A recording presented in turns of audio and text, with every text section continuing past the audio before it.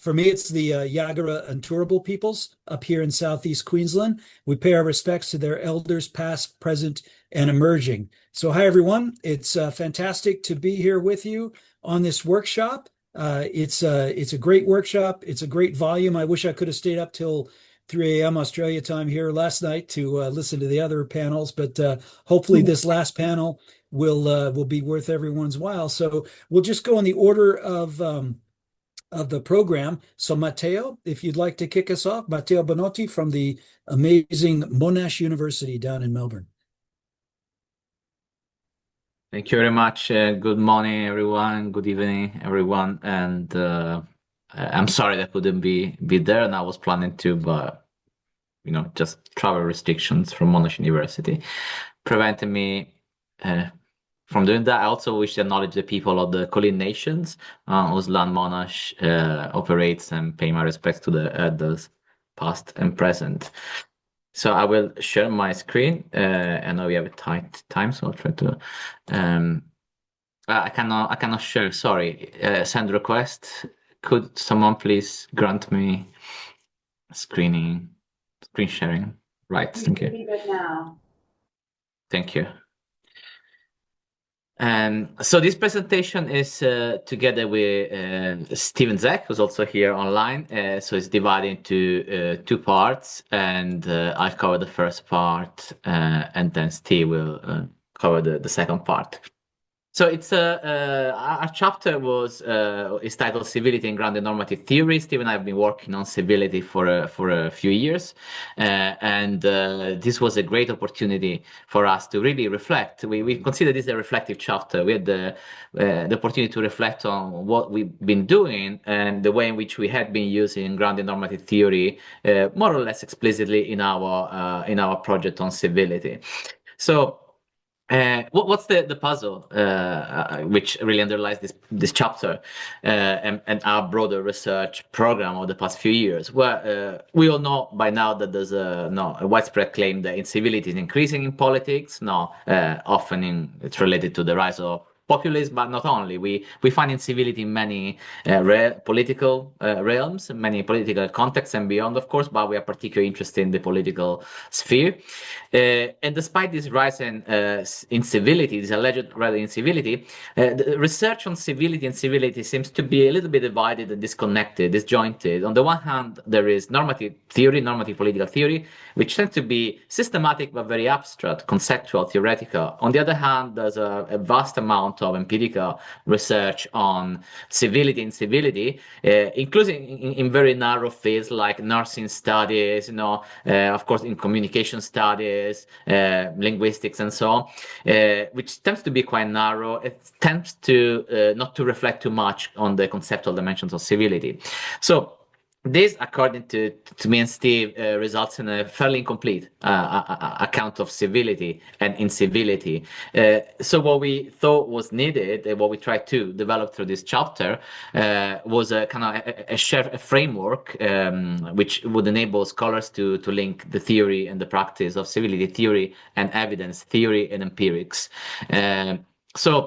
And we wanted to do so in a way that was informed by grounded normative theory. Of course, we wanted to draw on, if you want, the manifesto, one of the manifestos of grounded normative theory from the kind authors and organizers of this handbook and symposiums, the paper published in CRISP a few years ago, where grounded normative theory is centered around four main commitments: a commitment to comprehensiveness, which we thought has been focused especially on including a diverse range of data and actors; recursivity, so the importance of refining theories through evidence; epistemological inclusion, which focuses on including marginalized voices; and epistemic accountability, so the importance of conducting research in a responsible and reflexive way.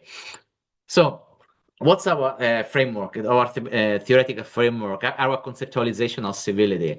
The reason why there's often a disagreement in public debate about who is civil, who is uncivil, is due to the fact that we often talk about civility in different ways, even in academic circles. And having really reviewed all the extensive literature in political theory and political philosophy on civility, Steve and I concluded that there are. Also in our previous work with Aurelia Bardon from the University of Constance, but this chapter is just by me and Steve, we concluded that there's a sort of three-dimensional conceptualization of civility that can help us to understand this concept.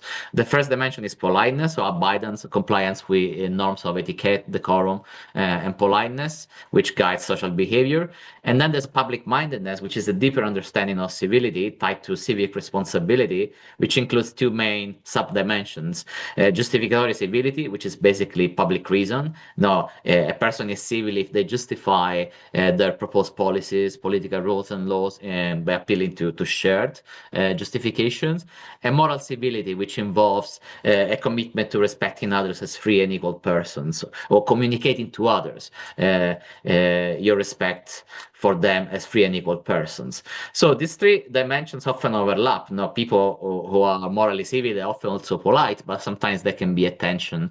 You can be polite but communicate, a sort of racist, so morally uncivil messages to others, or vice versa. You can be advancing morally civil goals, civil rights for certain minorities, but you might do so in ways that violate politeness norms. So these intersections are very interesting. So civility politeness can manifest in different ways, not interrupting others, avoiding insults, and so on. But as I said, you can be polite but politically unjust, so morally uncivil. You can violate public-mindedness while being polite. The problem is that empirical research often focuses on civility as politeness and overlooks the other dimensions. So that's one limitation that we wanted to address. Justificatory civility involves appealing to public reasons, so shared values, not private beliefs. So appealing to shared values like rights, equality, public interest, and so on, as well as empirical evidence, scientific evidence, factual evidence. So when you argue for policies to, say, tackle climate change, you should do so in ways that appeal to factual evidence. And likewise, if you oppose these policies, you cannot simply rely on false information. And this is not really about politeness, but it's about reasoning and the quality of our reasons. And moral civility demands instead that we refrain from actions and behavior like violence, discrimination, hate speech. So when we advance policies that respect equal rights, when we refrain from using speech that denies the equal status of certain groups, we are morally civil. So civility in this sense means express your respect for others and free and equal. Before leaving the floor to Steve, what's the problem with this? Normative theory can be systematic, and we try to be systematic in this framework, but it can be very abstract sometimes. It tends to ignore real social and political contexts and situations. Empirical research tends to focus on politeness, we found. It seems to ignore justificatory and moral civility, quite often equates incivility with violence, which is wrong. Violence is more of a form of moral incivility. There's also a lack of attention to power dynamics, the importance of context, and the importance of dissent, and the fact that civility can be a form of oppression, can have a dark side to which incivility is a response. And Steve is going now to talk about the two case studies that we examined in the chapter. I keep sharing my screen. Thank you, Steve. Thank you, Matteo. I appreciate it. And so we used a couple of case studies in this chapter to, I guess, highlight and use the kind of four considerations from grounded normative theory, as a way to kind of highlight them and to show how we can solve this problem of this disconnect between sort of normative political theory approaches to civility and the empirical research. So the first case study, I've put a link to some of the research it's based off of with other collaborators. One other collaborator is looking at each bit of the findings. So looking at the sort of civility in Parliament with comprehensiveness, recursivity, and epistemological inclusion. So we go through each those three and set aside epistemic accountability as something not as relevant there. So the case study we're looking at civility parliament, we look at over 100 years of parliamentary utterances. So we're looking at this kind of first approximation of the evolution of civility in Australia. So in 1901 to 2020, Hansard records, over 1.2 million documents, disaggregate those into 2.5 million sections or paragraphs. And we start to look at one dimension of civility around the politeness when we're looking at dismissive and denigrating language that was put out there by politicians, as well as insults and swear words. And then we looked at levels of argumentation, trying to capture some element of that justificatory civility component. And we go through and we have this, in some ways, this idea, this importance of bridging and thinking about comprehensiveness, where political theorists can start to support some of the assumptions that underlie theorizing about civility there. So we want to know about who's uncivil and why, whether incivility is truly on the rise, as many commentators often claim. So we're able to do this with these kind of empirical study and again, think about how this research is bridging that divide.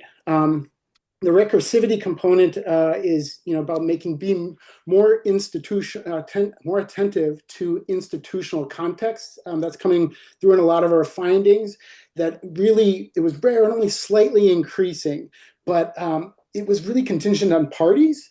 So when we have the kind of left center and right center parties, that we don't see much increase in civility there. We do see greater use of incivility and sort of harsh language, insults and all the rest from some of the more marginal parties, looking at far right parties, the Greens. But what we also saw was this impoliteness dimension being accompanied by more arguments. So we saw this increase in justificatory civility alongside that. And I think that's really important. So we were just, again, using one particular case study here guided by grounded normative theory to unpack how empirical research, can complement and interrogate some of this sort of advancement in normative political theory. Matteo, if you could switch to the next slide, I'm going to just move up. We also wanted to look at the case of the Philippines and using deliberative mini-publics. So we, during the COVID lockdowns and following, we carried out 3 different deliberative mini-publics to look at issues in the Philippines around public health crisis, food policy, and disaster governance. Same idea where we were thinking about how grounded normative theory as a lens can help us unpack what we accomplished in that work, and make judgments about the sort of efficacy in terms of achieving greater comprehensiveness, expanding insights through those lived experiences. So on the ground with the mini public events, really interrogating who's participating in different ways. Thinking about recursivity, we came up with all sorts of novel findings through the mini public events that we're thinking about how to build on theories. We have assumptions about self-interested behavior and all the rest that we can actually interrogate with this empirical research. And we were able to offer new kind of models of human behavior through these mini publics, thinking about contingent compliance as being something that people are really thinking about when they're offered particular policies that might restrict freedom of movement and all the rest, access to resources, that they're willing to really comply with some of those demands in society in exchange, for sort of fairness and being compensated in different ways. Again, when we're thinking about epistemological inclusion, centering local experiences, thinking about how people are coping on the ground, deliberative mini public events are about marrying up expertise with local experiences, a representative sample of the local population, and putting them in conversation and pulling new knowledge out of that. So again, this is really contributing to these 4 components and insights that are relevant to grounded normative theory. As well as this kind of epistemic accountability as well, when we're thinking about being bottom up in research practices, again, thinking about the ethics. 2 minutes, Stephen. All the rest. And again, this case being used to move through this disconnect of civility as a kind of a normative ideal, and the empirics on the ground, the mini public helped us do that. And again, with grounded normative theory as a guiding evaluation. Key takeaways, back to our broader takeaway on civility, that civility is multidimensional, not just politeness. In both of the case studies throughout the chapter, we have these kind of two sections. We unpack and engage with civility as that kind of key focus in some of the research. We found, especially in Parliament, context matters, institutions, powers, actor positions, all these things kind of matter when we're studying and trying to understand civility. Broader takeaways in civility can be strategic and or justified. This idea that civility can be used as a tool to challenge the sort of broader power structures in society, and that we have to think about its multiple dimensions whenever we're making judgments about accusations of civility and incivility in public life. So I'm going to leave it there, and I'm much more interested in the conversations we can have moving forward. Thank you. Terrific. Great work. Great work by you both. Keep it coming. Heidi, you're up next. I hope at some point when I open the link, I hope the screen was visible throughout, because I opened the link shared by Steve. I hope I didn't disrupt anything. If I did, sorry. Okay. No, it was good. It was good. So Heidi, we'll give you 13 minutes since those guys got 16 or so. Okay, thank you. Hopefully you can all see that. Maybe perhaps someone can just confirm for me that you can see the slides. Yeah, perfect. Okay. Great. Okay, thanks everyone, and thanks to the editors for the opportunity to discuss this chapter that was written by myself and Karen Runciman at the University of Edinburgh and Trevor Ngwane at the University of Johannesburg.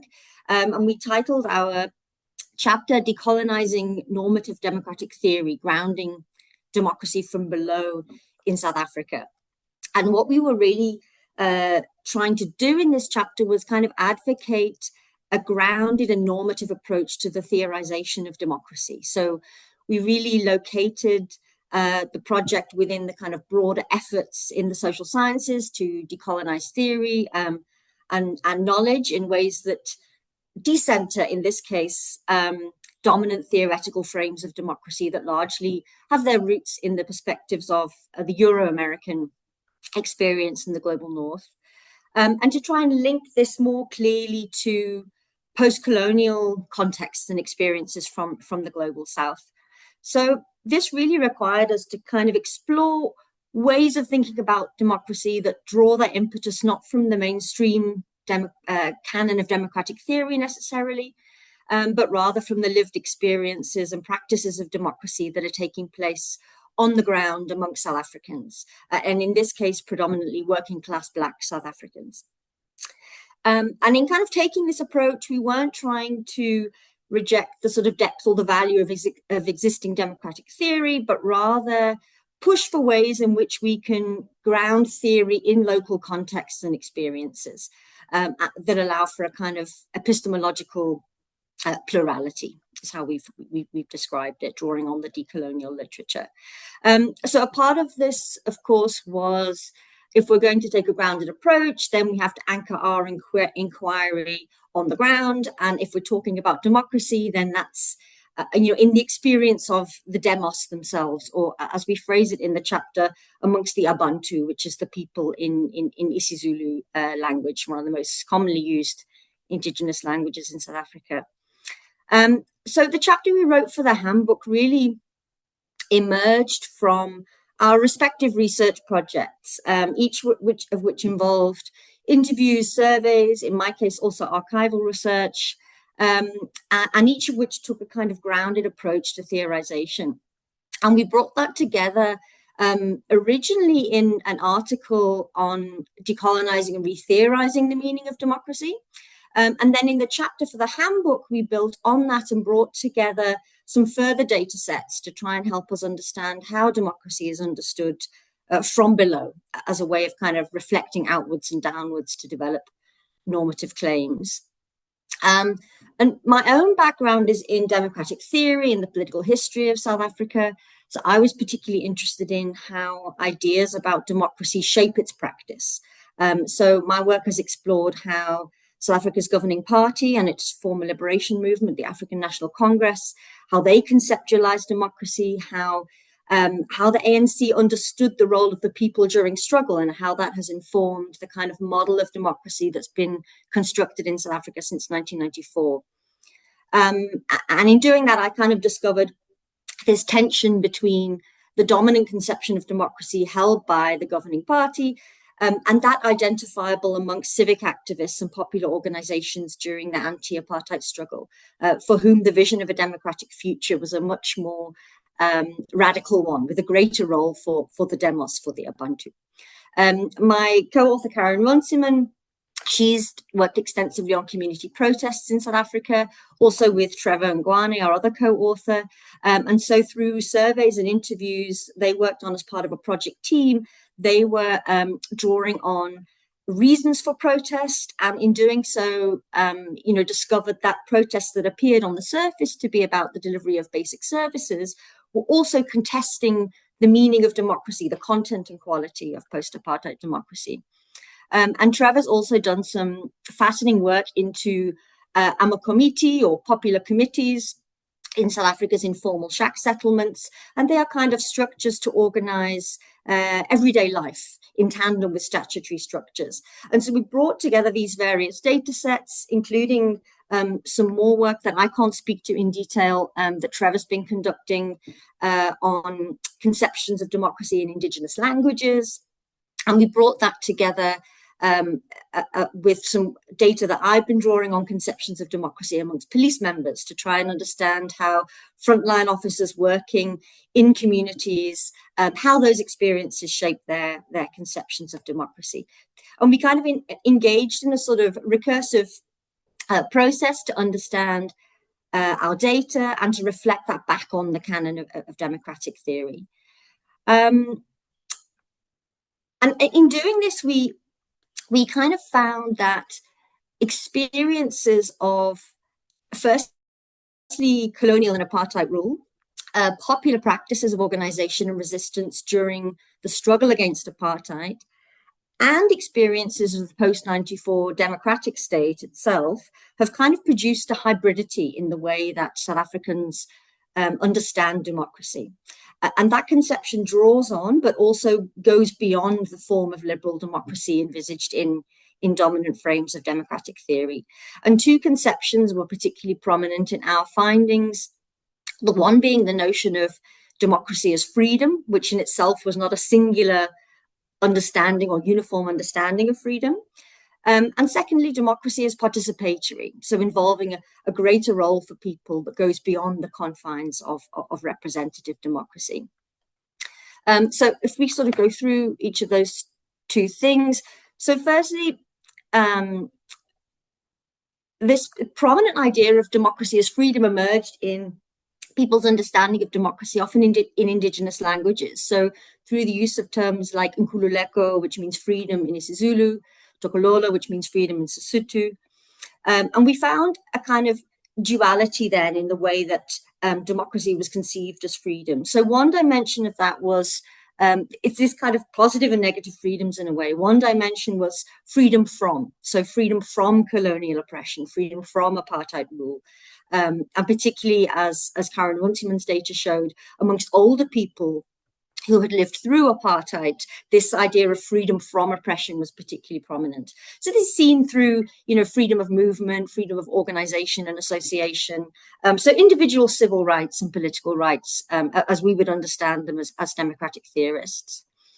And that understanding of freedom very much conforms to the language of liberation used by the African National Congress, for whom democracy was, delivered to people through struggle, as well as to aligning with kind of dominant notions of liberal democracy. But at the same time, another prominent theme emerged in the conception of democracy as freedom, where it was understood not as freedom from, but freedom to. So freedom to live a dignified life, freedom to live a meaningful life. And here democracy was very much connected to not just political and civil rights, but to socioeconomic rights. So the democratic transition in South Africa, as I often discuss with students of political science here in Johannesburg delivered political equality and political freedom, but not economic equality. So the classic contradiction of liberal democracy. And we see that persistence, in South Africa in continued high levels of structural inequality, unemployment, the fact that political liberation has not been translated into economic freedom. And there's a wonderful quote from one of our participants in the chapter where that refers to the persistence of social deprivations, of unfreedoms, forms of unfreedom, like hunger, like poverty, as inhibiting the exercise of democratic freedom. So this really appeared in many of the interviews that we conducted as, democracy being realized in the extension of individual rights, but absence in the continuation of collective injustice. I don't know how I'm doing for time, Louis, but this is my sort of last main point about our findings, is this idea of democracy as something participatory. So our data also really reflected the importance of practices of struggle, a history of popular organization, particularly against apartheid, as being something that produced a particular conception of democracy as being control over the decisions that affect one's life. So South Africa's civic struggle, particularly in the 1980s and 1990s, and that's largely the focus of my own work, was very vibrant, particularly in South Africa's urban townships. And the kind of practices that people engaged in and the establishment of structures of popular control in the absence of a democratic state generated a vision of democracy that went beyond representation, where people had the right to participate in decision making. And we can also see that in some of Trevor's work on Amakomiti, where people are drawing on local contemporary organizing practices, but also histories, traditions of pre-colonial African councils, what we would call Imbizo or Khotla, where people were able as a collective, as a popular collective in a community, able to discuss decision-making in deliberative ways and participate in decisions that impacted them at a community level. So here, democracy was envisaged not only in the sense of civil rights and freedoms, but in the sense that the system that would replace apartheid would not only be freedom from oppression, but freedom to exercise democratic control in very participatory, not just representative ways. And it was quite interesting in speaking to intellectual activists at the time who were engaged in the struggle for political liberation to find that they sometimes themselves reflected in very dialogical ways with practices taking place on the ground, right? So using examples of community organizing that might not have been conducted with an attempt to resemble a form of democracy, but intellectual activists in the movement use those examples of practice to develop normative theories about what a future democracy might look like. And in the chapter, we kind of compare this normative view to the form of democracy from above that has been realized through the formal structures and processes for participatory governance since 1994.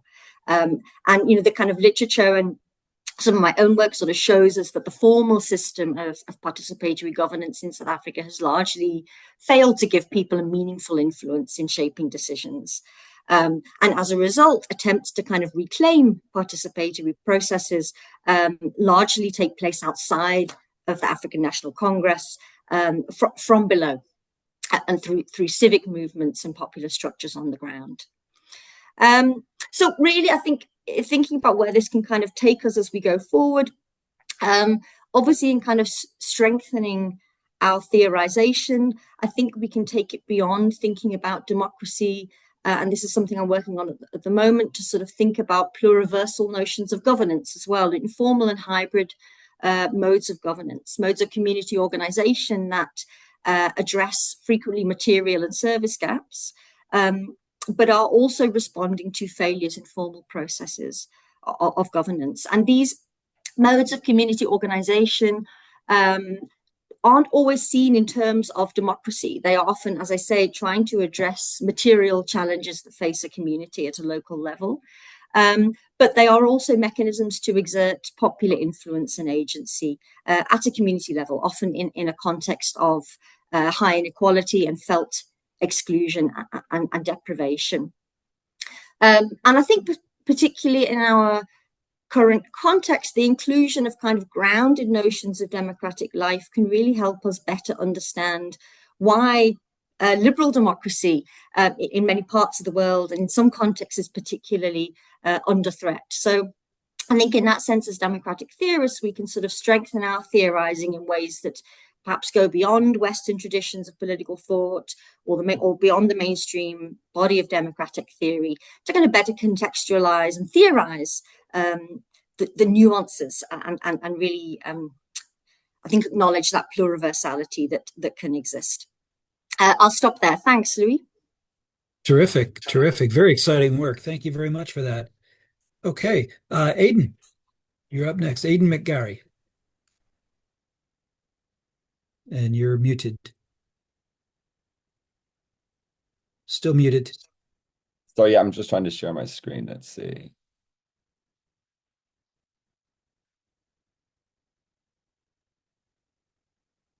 Can you see this? No.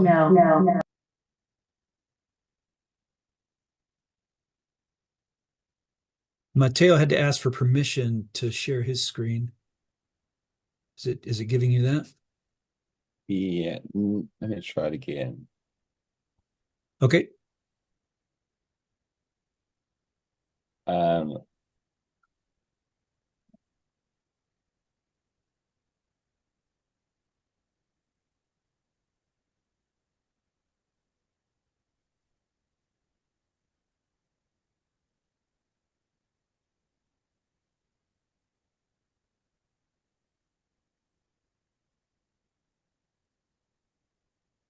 Is that working? No. Not yet. Hmm. Matteo, was there a trick to it? Did you just what did you do actually? Just did the usual share. It came up with the message. I sent the request, and Yeah. I don't usually use Zoom, so that I might have some sort of problem with my Mac. If it looks like you're sharing, you have a choice of whether you share your whole screen or just the presentation. Okay, let's see. And if it's not showing up for us, maybe try the other option.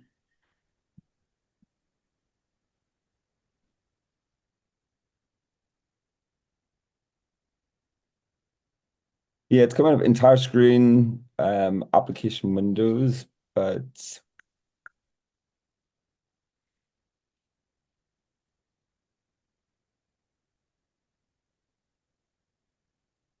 Or maybe do you want to send it to the organizer, maybe to Brooke or somebody at HEAS, and then yeah, they can get through for you? yeah, let's see if I can do that. Maybe that's the easiest thing to do. Who should I send You it to? send it to me, Aidan, and I can do it. Okay, thanks. That's you, Brooke, yeah? Yes, Aidan, nice to see you. I'm just over in the corner so that I can hop up and turn off this mute thing.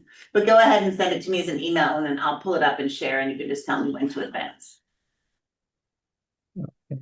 And I will go ahead and mute myself, but I'll give you a 2-minute warning at 11 minutes.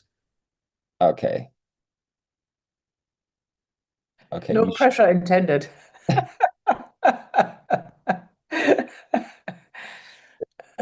Let's see. We agreed on 12 minutes, but I think that was a I know a I flexible violated agreement. I set precedent here, Louise. I'm so sorry. Do you have a Brooke? Oh, it hasn't come through yet. I'm looking right at it, but it's not through yet.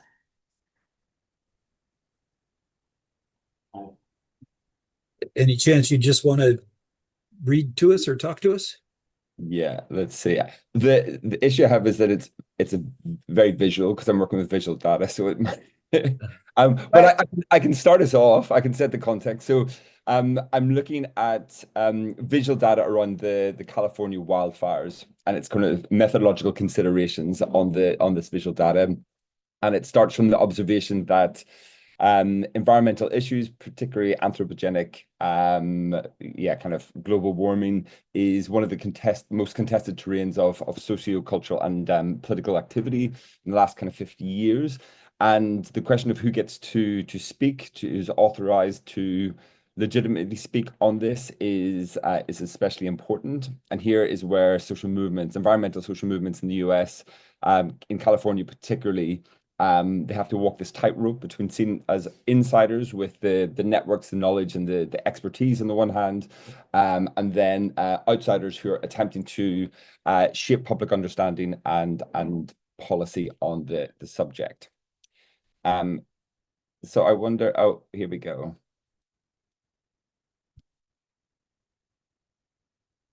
Yes. Yeah, just to say that if you go to the first one, I'll just very briefly say, so this is a presentation that I wrote, the paper that I wrote with Emiliano Trerer, who cannot be here. So yes, the title is Methodological Considerations on Visual Data and Communication During the California Wildfires. So essentially, we are looking at visual discourse on Twitter, so the kind of public discourse that was being shared across 2 years regarding the California wildfires. And then we were looking at specific environmental social movements and how they were also using visual data, visual culture in order to shape public understandings and shift narratives, explicitly making the link between the wildfires and climate change. The next slide, please. Yeah, so just to say that what we're looking at is to kind of we gathered a large corpus of visual data from social media, and we're looking at where these kind of different knowledges, different ideas, and meanings are simultaneously silenced and then also contested. So next slide, please. So yes, social media platforms are especially useful places for the sharing and exchange of information. And they're often used to kind of stimulate change at different levels.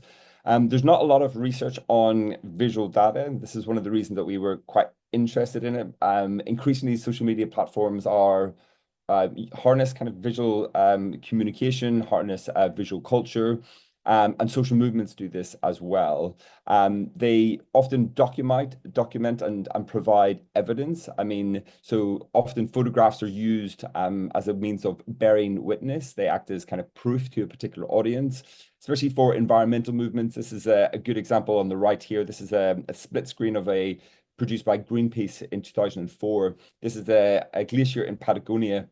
The top is 1928 and the bottom is 2004. It's very difficult to prove climate change in terms of CO2 emissions. So environmental movements use the kind of the receding of say a glacier over time. The mountains stay in the same place because they are mountains, but the glacier will disappear.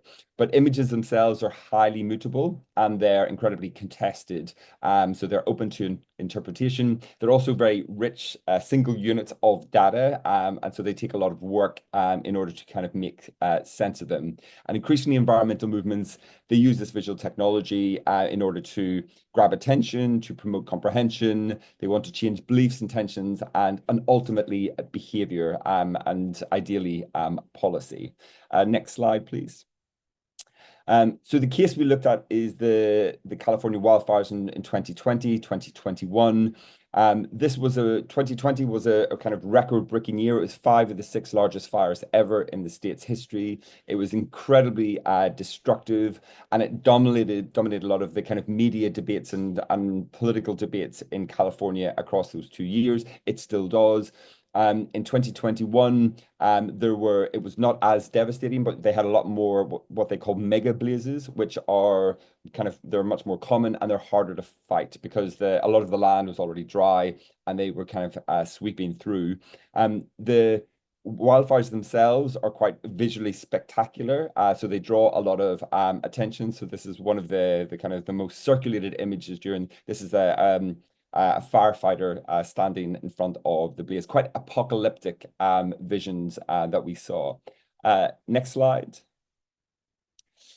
So we looked at, we used Twitter, X, and we scraped using the Twitter API. This was just before it was it costed to use when the new overlord took over and made it much more difficult to use X or Twitter.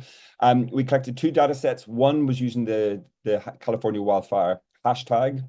And then we gathered, I think, about 350,000 tweets. Then we took out all those with images. We removed duplications, and then we randomly selected 250 images from the data set. So that was to give us a general sense of what was being shared in terms of public discourse on Twitter. And then we produced a second data set, which was drawn from the accounts of 11 NGOs based in California and the US. There was a lot less of those. And then we selected 100 images for further analysis. We used in vivo decode. We coded in the same way across the 2 data sets. And then we followed up with some interviews with the communications directors of environmental NGOs, including the communication director of Greenpeace. So if you move the next slide. So I'll not go into too much detail about this is the first data set, which looked, I mean, the general sense, the general discourse on Twitter was much more focused on impact. So it was thinking about how the fires themselves were impacting citizens and residents of California. The most common object of analysis was the photograph, which is was used for various reasons. About 68% of the images were with photographs. Firefighters were the most dominant actors involved. What was quite interesting is over on the right-hand side, linked to climate change, there was almost no link to climate change and the kind of general public discourse at the time. So only 0.4%. If you just move to the next slide, I'll just show you some examples of some of the images that were shared. So again, firefighters were in just under a quarter of the images shared. They were the ones fighting the blazes. And so there was a lot of kind of celebration of the work that firefighters were doing. If you go to the next slides. And the general discourse was focused on the impact of the fires themselves. So this is a devastation of a home, someone looking for their belongings. Next slide. This type of image was really common. So this is looking at the impact. Many people were not in the kind of met with the blazes themselves, but they were impacted by smoke. And smoke kind of across the whole of the United States for some of the blazes. And this was kind of showing how the vision or the people's ability to see, but also the impact of smoke. So this is someone taking a photograph whilst, I mean, probably while they're driving, which they shouldn't be doing, and then sharing this on social media. And there was about 46% of images looked like this, just ordinary people taking their photographs from outside their homes or wherever they were working and sharing it on social media. Next slide. But it wasn't all photographs, so quite a lot of maps. So things like this. This is an interactive map of air quality. What we also saw was a lot of information sharing, kind of warning people. So sort of kind of do not go to these areas because the air quality is particularly bad in central California. It's better at the coast. So kind of people sharing information about how to prepare and how to evacuate if they needed to. Next slide. The second data set that we looked at was the NGO. So this is what social movements were much more focused on. Again, photographs were very popular. 70% of the images were photographs. But the actors involved were very different. So only 2% this time for firefighters. And what they focused more on was activists, so 19%. Coal and oil industry, 22%, and politicians, 20%.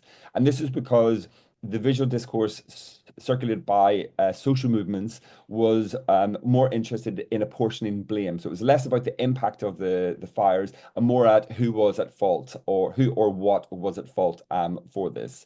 On the right-hand side, you can see the link to climate change was 25%. So it goes from 0.4 in the kind of general public discourse to a quarter. So it's much more significant. I'll give you some examples if you just move through these, Brooke. So the first one, so the split screen, which is very common in environmental NGOs, kind of showing kind of cause and effect. This is making the link between the fossil fuel industry, the kind of smokestacks, and the orange plumes becoming the fire in the forest. Next slide. Sorry, Aiden, one minute or so. Oh yeah, no problem. This is a politician. This is Gavin Newsom. Memes were very popular during the fires. So this is a kind of Canadian singer called Drake and replaced with Gavin Newsom. And the meme basically means I don't want this, but I'm okay with this. So it's phasing out fossil fuels to stop climate change, tweeting climate change is real. Next slide. Many of the images showed protest in action, often young people. So these kind of links between intergenerational justice. So suggesting that we have a duty to protect the environment for the next generation. And finally, yes, climate change kind of crisis communication is very difficult because it represents a challenge to prove the causes and the impact of climate change. The more general visual discourse on Twitter was focused on impact, whereas environmental NGOs were attempting to make the link between the fires and climate change, which wasn't a kind of well understood. And then, and as well as its impact by stitching a narrative which attributed the blame to fossil fuel industry and who they argue were complicit politicians, and encouraging users to see the link between A and B. Thank you very much. Thanks, Brooke. Okay, thanks for that. Thanks for that. Very involved and fascinating work. Great contribution. So now we have Hans, and we have to close. We're scheduled to end at 6:15. So Hans, if you might be able to take just half that time remaining, that 24 and a half minutes or so, and then we could have just a few questions, hopefully.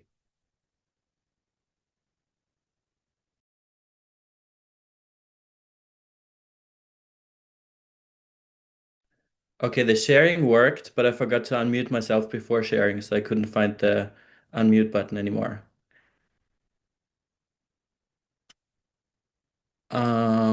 Okay, here we go. All right, sorry, what did you say about time? Is it 12 minutes still okay? Yeah, if you could keep to that, it'd be fantastic. Yes, sure. All right, I'll try my best. Thanks so much. Thank you for having me. Thanks to the organizers and the editors of the handbook.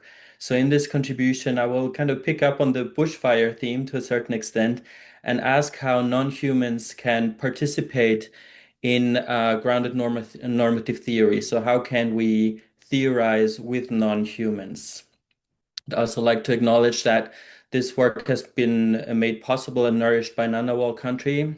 In Australia, the campus of the University of Canberra sits on Ngunnawal country. Sovereignty has never been ceded, and the knowledge of First Nations people is particularly important in the context of this work about non-human participation. So, grounded normative theory generally argues for the inclusion of marginalized groups into academic theorizing processes. And this chapter asks, can we extend this idea of inclusion to non-humans? And it captures non-humans quite broadly. And I will talk about each of these categories as natural forces, plants, animals, objects, artificial intelligence, and our more than human selves. So I will talk about each of these categories briefly in this presentation, and I make sense of the theorizing process itself as a theorizing assemblage. So in theorizing, we are never alone, right? We have already, always from the beginning, lots of non-humans participating with us. From the tools we use, the academic discourses that surround us, our institutions, all our material engagements, our biographies. So there's a big assemblage that produces the kind of theory that we then claim to be our theory, right? As Western individualism teaches us. But it's always a co-developed product. And the idea of the theorizing assemblage tries to capture this diversity in the theorizing process. And I think grounded normative theory adds a really valuable lens here on how can the theorizing assemblage be democratic? Can it also be a democratic assemblage guided by values such as equality, freedom, inclusion, and so on? And the idea that I'm putting forward here with the theorizing assemblage is challenging Western individualism, as we will see when I talk about each of these categories briefly. So theorizing with natural forces here, I'm thinking about natural entities such as mountains and lakes.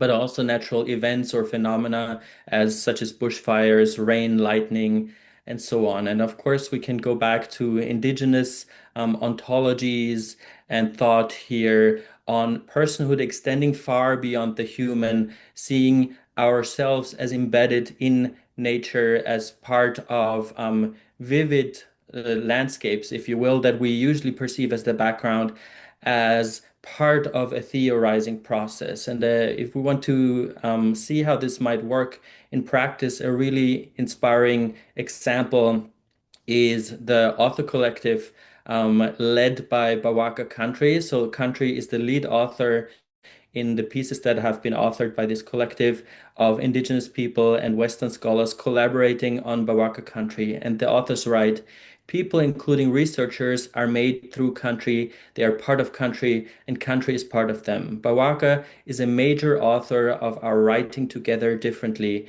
It writes us just as we are part of it and help write Bawaka. So the important idea here is that we are always already more than human. We are part of our environments. The environments produce us and we produce the environments. So all of these natural entities are part of a theorizing process. And the piece, if you want to read it, is really inspiring in how we can, as researchers, engage in this kind of co-creation more actively and make it part of the theorizing process.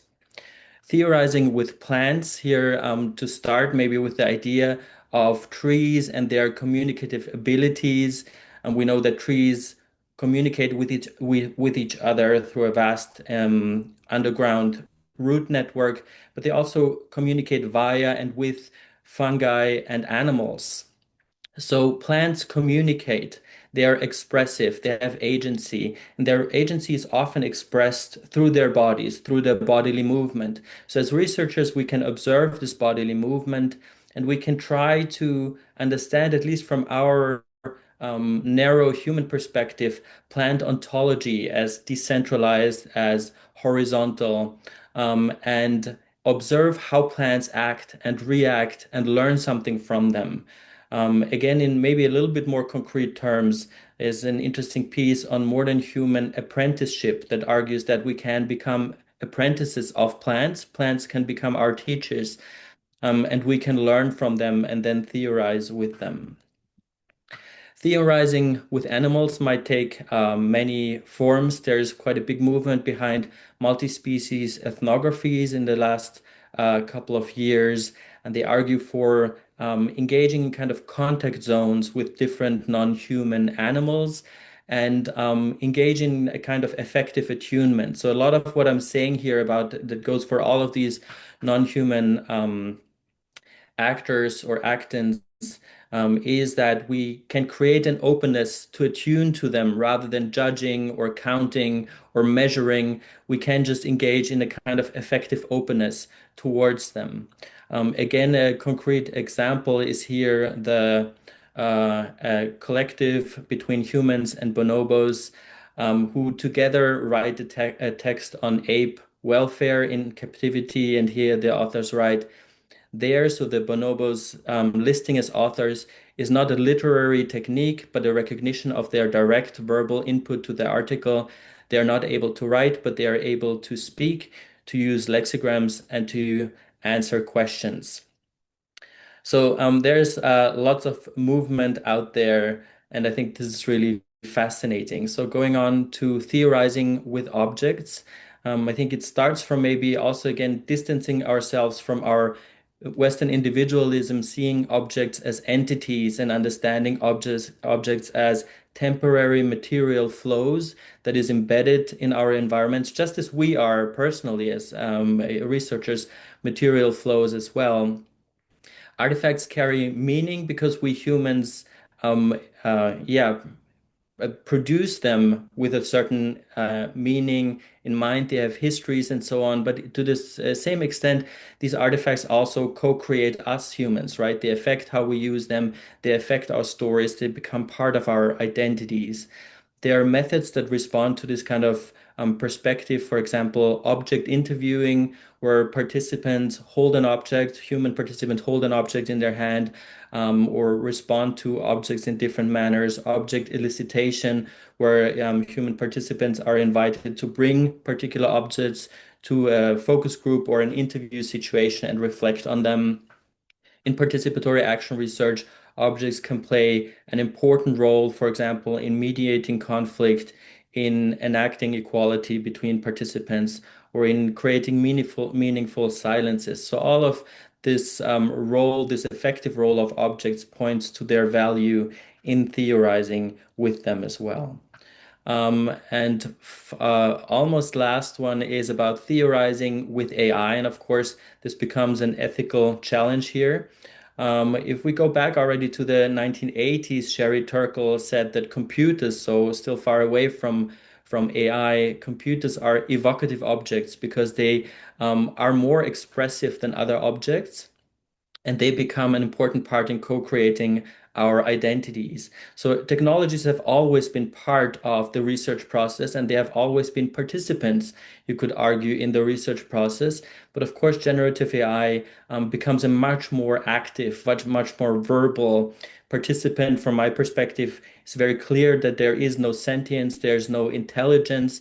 It's not a form of personhood in itself, but we as humans cannot prevent anthropomorphizing these apparent agents. And then the question becomes, what happens when we use these tools and we do anthropomorphize them, we understand them as participants in the research process? How can we deal with this ethically? And I know I'm just raising the question, I'm not answering it here, but I also think the chapter, is too short to do all of this.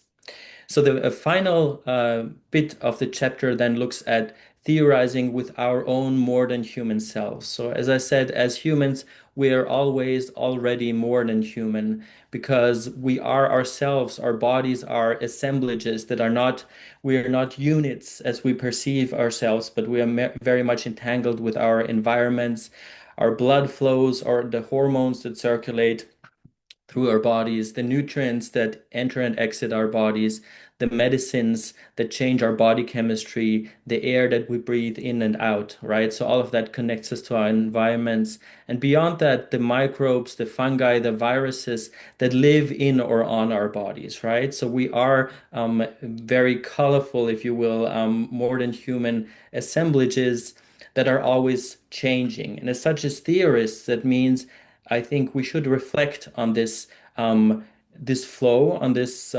changeability, on these transformations that we're undergoing. If we start writing a piece today and continue writing it tomorrow, we might have a different body chemistry. We might be hungry. We might have taken different medicines, whatever it is. Our hormones might be in a different state, right? So we are always changing. So we shouldn't perceive, I think, ourselves as these rational units that theorize, but as environmentally embedded beings that are constantly changing. So this is it on this note. I'll wrap it up. I know that the actants I've talked about are very diverse. What I think unites this idea of theorizing with non-humans, however, is that we as humans can engage in humility, which is very much in the spirit of grounded normative theory as well, and see these other participants, start by noticing them, start by becoming aware of their presence and opening ourselves up to connect to them, even if we might do this in a more skeptical manner towards some than to others. But I think creating this openness and this curiosity could be very valuable for grounded normative theory. Thank you. Well, thank you, Hans. My experience of reading this is what? Are you really? And then, oh, of course, yeah, it makes sense. Of course, we should all see that. Okay, questions.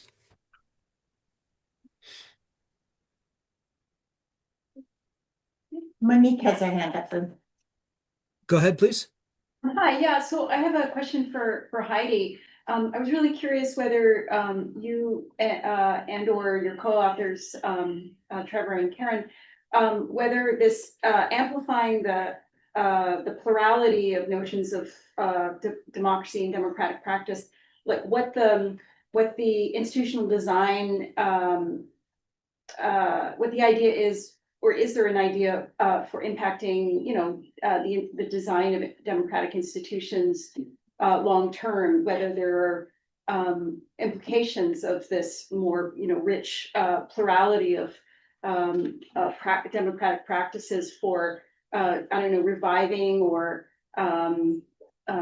redesigning regional and national level institutions, or is that something that your research has mapped out yet or anticipates?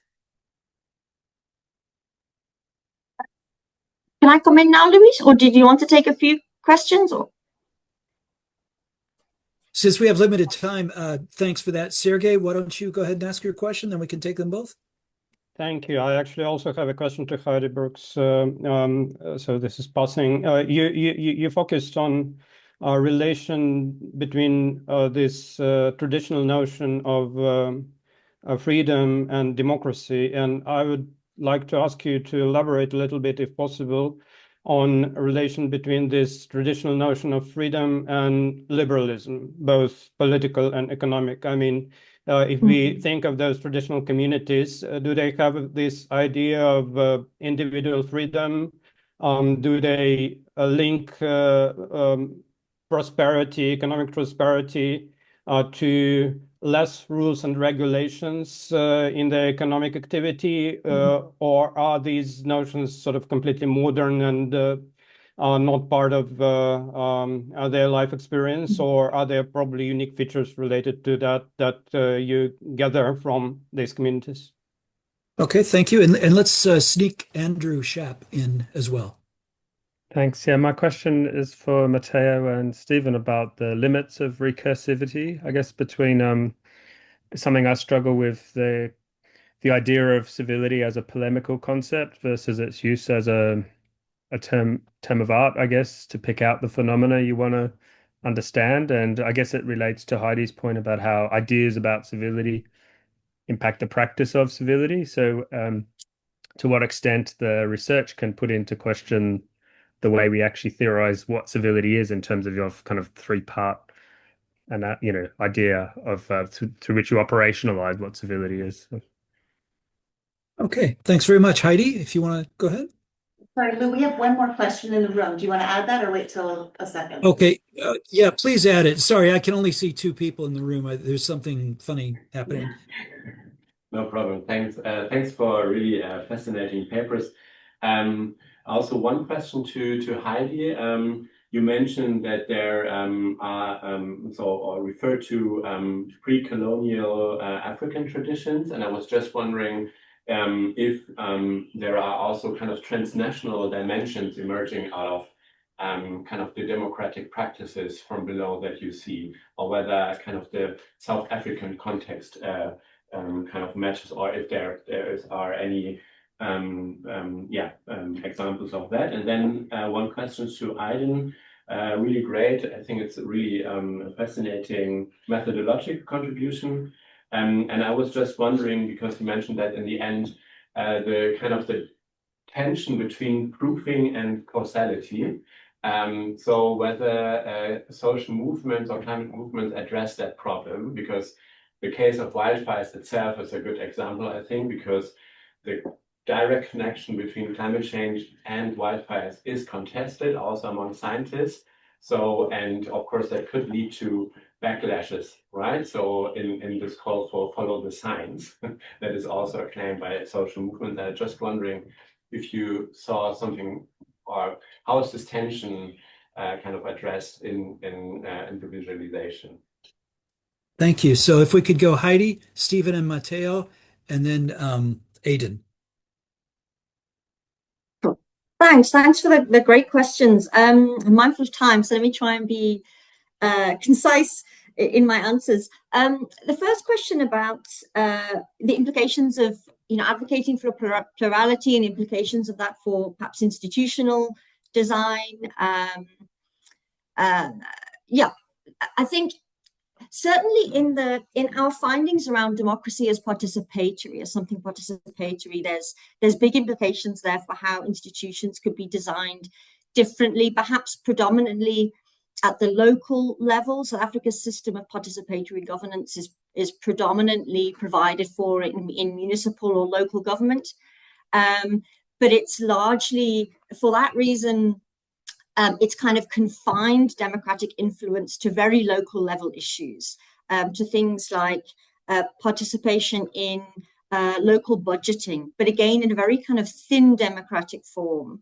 And there's a lot of challenges over accessing those spaces, about the predominant use of English in those spaces as opposed to indigenous languages, about accessibility, and about the idea that they are often quite tokenistic spaces that kind of rubber stamp decisions that have already been made as opposed to giving people meaningful influence. So I think there's a lot of space there for the redesign of local institutions.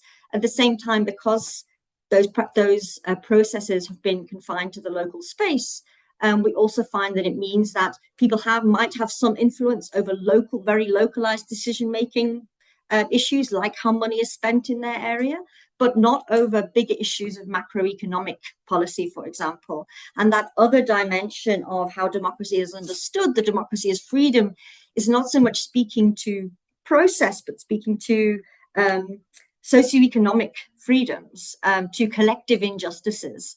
And that's much harder to weave into process unless you are going to have macroeconomic frameworks that respond to the persistence of inequality in South Africa. And presently, our system of democracy doesn't allow people to have major influence over the kind of macroeconomic framework in which we operate. But I think that feeds into the next question. Sorry, I couldn't see the speaker's name, but about whether the idea of freedom is speaking to individual liberties, but also to kind of liberal economics, not just political liberalism. I think it's really, my sense from our data is that it's really speaking to civil and political liberties that really underpinned the struggle against apartheid and political liberation, but not to economic liberalism, the principles of liberal economics. Largely what we see is that has undermined collective justice. So we have individual liberties on the political front that people see as closely connected to democracy, but actually the persistence of kind of liberal economics over time has reinforced the persistence of collective injustices. So that kind of dimension of liberalism doesn't come into people's notion of democracy. And you know, in a South African context, the liberation movement was a largely kind of nationalist and socialist movement, and over time, its economic policies, under kind of broader global influence, have shifted further to the right. And people feel that the liberation movement has now moved towards an acceptance of neoliberal economics as opposed to addressing the kind of underlying structural inequalities that really characterize South Africa.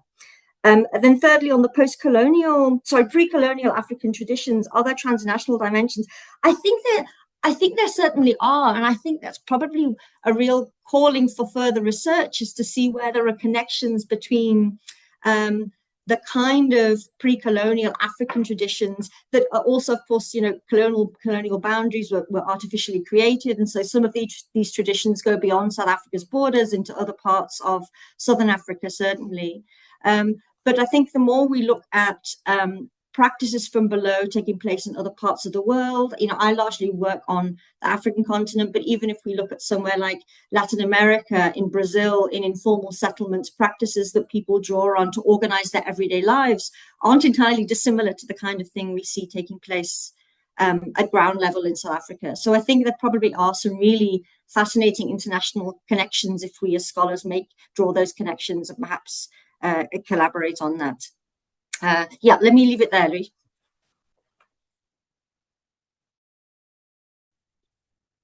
Thank you. I'll say very quickly. Thank you, Andrew, for the question, and Steve, you may also have something. Very quick things from me. I think the recursivity. I think what we really discovered from our chapter from the work related to that chapter is that the disaggregation, which is central to our theorization of civility, is challenged by the empirical evidence. More often than not, in the real world, when you do research on the ground, the three dimensions of civility are interconnected. On the other hand, I think those intersections, which we also talk about here in this chapter and in previous work, are real, but they need to be contextualized. I think that was the main finding really for us. We cannot imagine or theorize these intersections between the three dimensions in abstract terms. And they're contextualized, they have to be contextualized in relation to institutions, culture, and norms, and so on. So I think these are the two main points, very briefly. And Steve, I'm sure you have some. Having those different dimensions provides something of a fixed framework, even as it's a moving target where you can focus in and operationalize, as you mentioned, but still recognizing that it's contextual identity specific. There's kind of relational exchanges, all kind of change it. So when we start to think about evaluating the evidence, it becomes this kind of thing where you can kind of assess, analyze, update, continually, because it's fixed and it'll vary across case and context. So again, civility in one international context versus some local context might be completely different. We'll have different questions, but the civility concept and that framework with the multiple dimensions is really just a lens through which you can start that guided analysis, I think. So. Great. And Aidan? Okay, just very briefly, as I know we're up to time. Yes, it is a highly contested terrain. Environmental social movements, particularly in California under wildfires, they operate in a context where the link between climate change and the fires is not certain. It is really contested even by some scientists, but it's there's also a very strong, I would say, right-wing and contrarian claims who are hostile to environmental NGOs. So I think that they engage in communication which is quite blunt and direct in order to act as a corrective, because I think if they try and communicate nuance, it would get lost in the broader kind of sweep of political debate. Yeah. Thanks for your question, Jan. Great.